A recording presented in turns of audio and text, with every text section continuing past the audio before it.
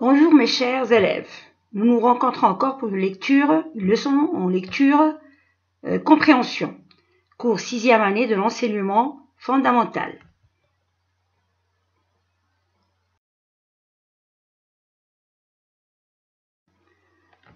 Et c'est toujours en relation avec le thème du code de la route et la sécurité routière.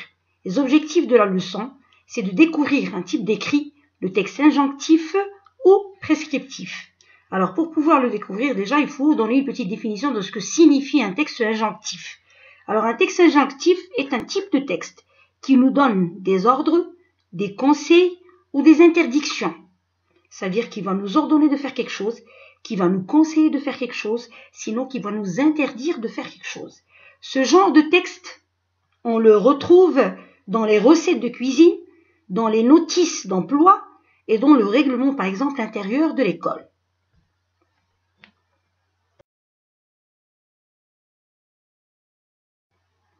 Je vous invite, de découvrir justement un type de texte en relation avec ce genre d'écrit, le texte que vous avez sur votre manuel français pratique, page 153. Alors donc, mettez votre manuel devant les yeux, prenez cette page 153 et vous procédez comme on faisait auparavant en classe. D'abord, nous allons faire un certain nombre d'activités avant de lire. Avant de lire, vous avez le texte devant les yeux, vous devez repérer quoi? Le titre du texte, l'auteur, la référence, la maison d'édition, l'année d'édition, etc. Si vous avez ces informations, d'accord? Ensuite, vous allez enchaîner juste après, vous allez passer vers les illustrations ou les images que vous avez. Alors donc, le titre du texte que vous avez ici, on relève le titre, vous l'avez en haut du texte toujours, le casque pour le cycliste ou le motocycliste. Le nom de l'auteur et la référence, comme auparavant, donc comme toujours, ils sont toujours placés, ces données-là, ces informations, elles sont toujours en bas du texte, en général, en bas du texte. Alors, si vous descendez là en bas du texte, vous allez trouver que d'après HTTP, vous avez www.réseau-canop. Ceci veut dire que c'est une adresse email, ça veut dire que le texte a été relevé sur un site sur Internet. D'accord? Le nom de l'auteur n'existe pas. Vous n'avez ici que la référence, c'est un PDF normalement, qui fait partie d'une revue éducation civique qui enseigne ou qui éduque les enfants au respect du code de la route. Vous revenez maintenant sur les images. Vous avez sur la première image, du haut vers le bas, que représente-t-elle? La deuxième image, que représente-t-elle? Et la troisième image, qu'est-ce qu'elle représente? Alors donc la première image représente le casque, qui est en général porté par les cyclistes ou les motocyclistes, c'est-à-dire les conducteurs de véhicules ou sinon de véhicules à deux roues. Sur la deuxième image, vous avez une personne qui conduit une moto, c'est-à-dire une moto cycliste, une dame. Bien sûr, elle porte son casque sur la tête. On sait très bien que le port du casque est obligatoire, je le rappelle, c'est très important, c'est indispensable. Ça permet de protéger la tête de la personne contre le choc en cas d'accident.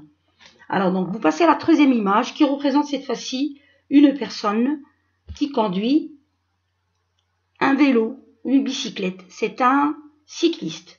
Lui aussi, il porte le casque. Donc, le port du casque est obligatoire aussi bien pour les motocyclistes que pour les cyclistes.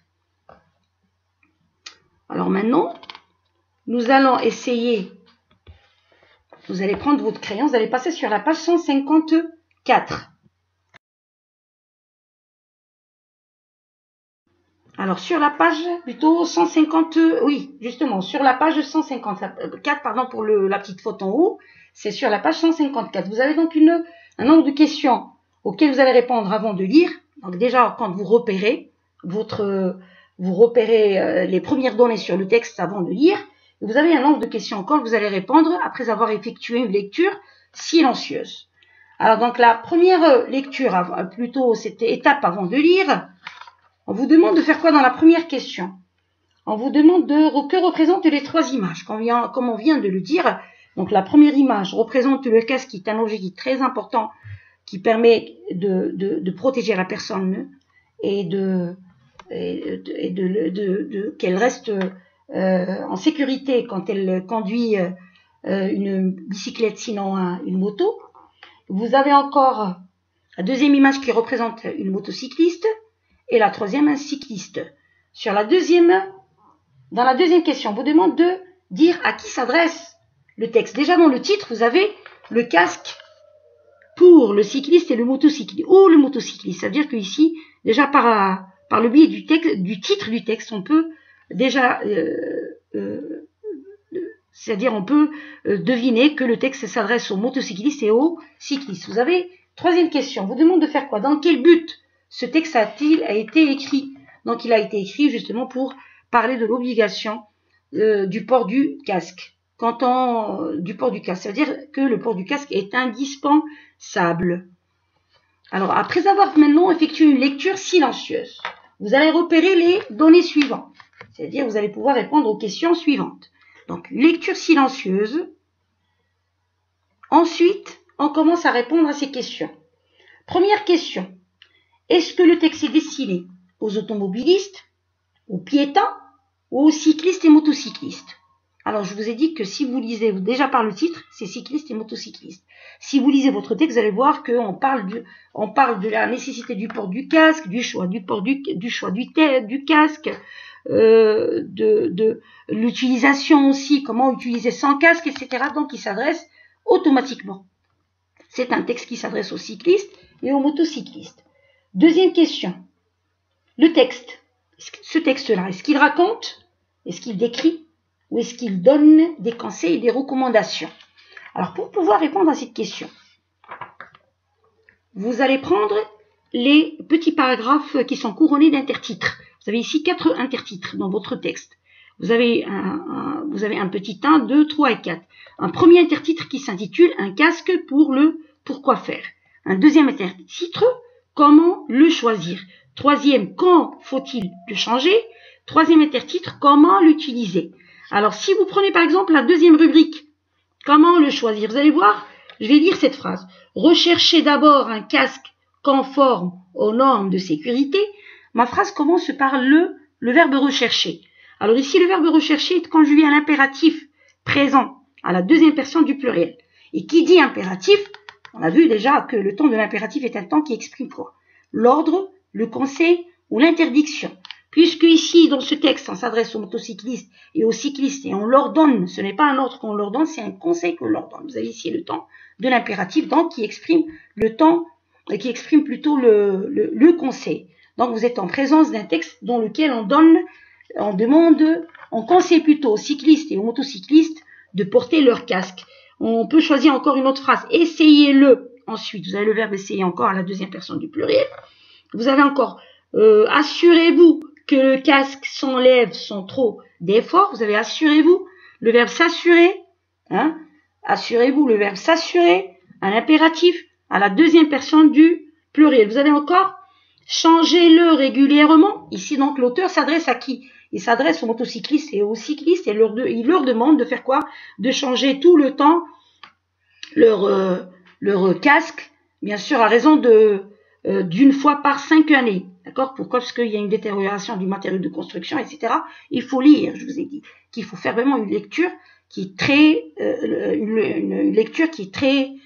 très attentive. Il faut lire attentivement bien pour pouvoir relever ces informations. Donc, vous pouvez prendre votre fluorescent, vous pouvez mettre le fluorescent sur tous les verbes qui sont conjugués à l'impératif, vous les avez ici. Donc, qui dit impératif dit automatiquement un texte injonctif. Et c'est la troisième question dans laquelle on vous demande de dire de quel type de texte il s'agit. Donc, il s'agit d'un texte type injonctif. Il n'est ni narratif, ni descriptif. Vous avez le temps de l'impératif, et donc c'est le texte injonctif. Question suivante. Alors, cette fois-ci, on vous demande de faire quoi? Vous avez 3 propositions. On vous demande de les mettre en ordre. Alors, donc, je mets en ordre en numérotant de 1 à 3 les actions suivantes. L'action de s'assurer que le casque respecte les normes. C'est-à-dire que le casque respecte les normes de point de vue quoi? De point de vue qualité du casque. La qualité de fabrication du casque. De point de vue aussi taille du casque. Donc il faut que le casque puisse être puisse vraiment assurer la la protection du crâne du motocycliste, du conducteur tout simplement, et que vraiment qu'il soit de sa taille. Vous avez encore attaché le casque, vous avez encore essayé le casque. Donc on vous demande de mettre ces 3 propositions en ordre. Donc avant d'essayer votre casque, il faut d'abord, si vous revenez sur votre texte, donc essayer le casque, c'est dans la 2e rubrique en premier lieu, c'est comment le choisir. Plutôt, c'est pas essayer le casque, c'est s'assurer que le casque respecte les normes. Bien sûr, les normes, les bonnes normes, les normes qui vont permettre vraiment d'assurer la sécurité du cycliste ou du motocycliste. Donc, vous l'avez ici dans la 2e rubrique. Comment le choisir? Donc, il est classé en premier. Première proposition, la première proposition petit a est la première. Ensuite, la 2e sera essayez votre casque. Donc, vous devez l'essayer, si vous revenez sur votre texte, vous allez voir qu'elle est placée, l'essai du casque est placé dans la 2e, toujours dans la 2e, mais en fin du texte. D'accord? À la fin du texte, vous essayez votre casque. D'abord, à s'assurer que le matériau est de bonne qualité. Ensuite, essayez votre casque pour être sûr et certain qu'il est de votre taille. Ensuite, vous attachez votre casque attentivement bien, convenablement bien sur la tête pour être sûr et certain que vous le gardez sur votre tête quand vous êtes en train de conduire. Maintenant, la dernière question vous demande de cocher le bon choix et de corriger les phrases si nécessaire. Donc, vous avez 3 propositions. Donc, autrement dit, vous avez 3 propositions. Proposition, on vous demande de dire si elles sont vraies ou fausses. Première proposition, il est recommandé de changer de casque chaque année. Alors, est-ce que chaque année on change de casque? On revient sur le texte, on lit attentivement. Et si vous lisez attentivement, vous allez repérer la réponse dans la 3e rubrique. Quand faut-il changer le casque? Vous allez voir que c'est entre parenthèses, environ tous les 5 ans. Donc cette proposition est quoi? Est fausse. 2e proposition, pour nettoyer le casque, on utilise de l'eau savonneuse. Pour pouvoir répondre à cette question, nous allons revenir encore sur la dernière rubrique, comment l'utiliser. Alors donc, l'utilisation du casque vous informe encore sur le mode de nettoyage du casque. Et on vous dit ici, pour les mêmes raisons, donc ne nettoyez jamais votre casque avec de l'essence ou des solvants. Utilisez plutôt de l'eau savonneuse. L'eau savonneuse, ça veut dire l'eau mêlée plutôt, ça veut dire mélangée avec du savon, tout simplement. Donc, cette proposition est vraie. Dernière proposition, il convient de garder les lunettes pour essayer le casque. Alors, pour répondre à cette question encore, il faut revenir sur la 2e rubrique. Comment le choisir? Alors, pendant ce choix, on vous demande ici de mettre les lunettes pour améliorer votre vue. Vous devez mettre vos lunettes. Si vous portez des lunettes pour améliorer votre vue ou vous protéger du soleil, essayez le casque avec celle-ci. D'accord? Donc, le port des lunettes il convient de garder ses lunettes pour essayer le casque et c'est vrai.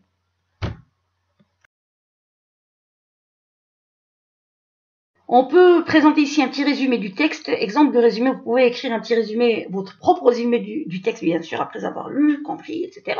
Alors, un petit exemple du résumé, deux résumés que vous pouvez faire aussi. Le port du casque est obligatoire aussi bien pour le motocycliste que pour le cycliste, car il permet de se protéger le crâne du choc. Un bon choix et une bonne utilisation du casque sont nécessaires pour éviter le pire.